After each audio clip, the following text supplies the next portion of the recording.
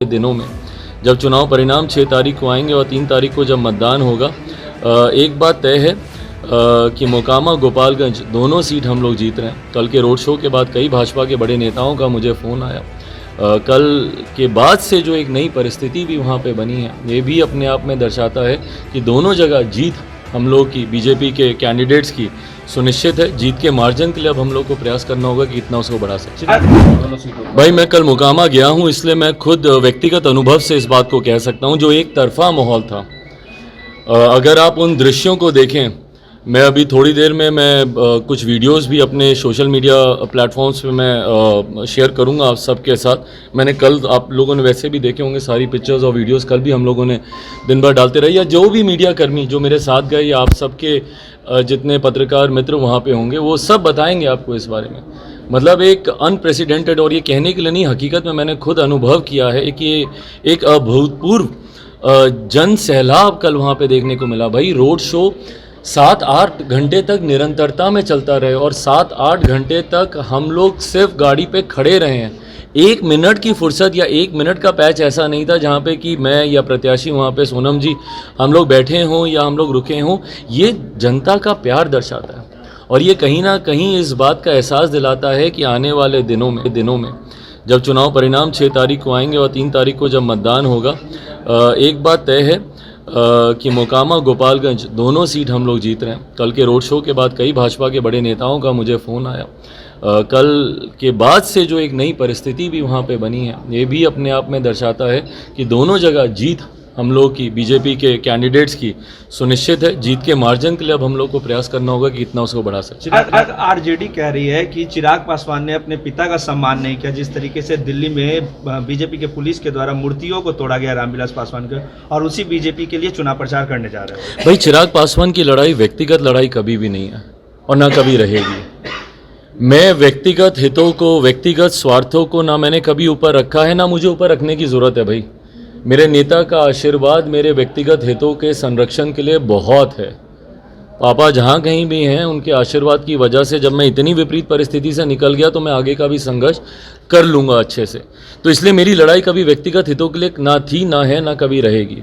बिहार हित मेरे लिए सर्वोपरि है, सबसे ऊपर है, और जो भी निर्णय मैं लूँगा वो बिहार हित में ही लूँगा। और जो लोग बोलते हैं भैया कि वो चिराग पासवान के हितों की चिंता नहीं करें, भैया आज की तारीख में सरकार में आप हैं और आप एक ऐसे व्यक्ति के साथ आपने सरकार में गठबंधन किया है जो आपके सामने आप ही के मंच पे खड़े होकर आपके नेताओं के अतीत में किए गए कार्यशैली के ऊपर सवाल उठाते हैं। आप ही के सामने मुख्यमंत्री नीतीश कुमार जी प्रश्न उठाते हैं कि 15 साल पहले का बिहार कैसा था। और ये कोई बहुत पहले की बात नहीं कर रहा, मैं हाल फिलहाल के दिनों की भी मैं बात कर रहा हूँ। तो ऐसे में जब मुख्यमंत्री जी आपके कार्यशैली पर सवाल उठाते हैं, आज की तारीख में सत्ता में आप हैं, आप बिहार के हित का काम कीजिए, आप अच्छा काम करेंगे, भाई मैं भी आपकी तारीफ करूँगा।